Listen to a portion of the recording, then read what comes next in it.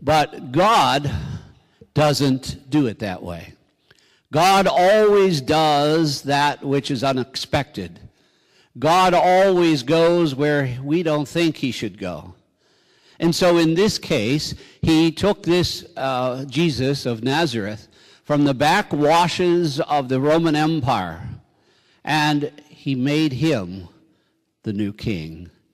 His son, Jesus, would be born in the humblest of circumstances. There would be no witnesses to his birth except his parents and the shepherds. There would be no witnesses to his birth. There were no news cameras. Amy Marcinkowitz wasn't there with her camera. None of that was going. She's not here, is she? I hope not. None of that was going on. And so in the quiet of the Bethlehem night, Jesus was born. And he became the king, and so much so, without promotions, without advance men, without fundraising, without television, he literally changed the world. There is no one on earth who doesn't know the name of Jesus. Whether they believe in him or not, they know his name. Time, the calendar, is measured around his birth. History has literally changed because of the power of God to raise up in our midst the King. Now, what does that mean for you and me?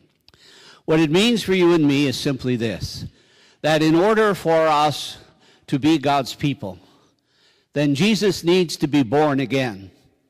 He needs to be, everyone in this room needs to give birth to Jesus. We need to birth Jesus into the lives of people who do not know him.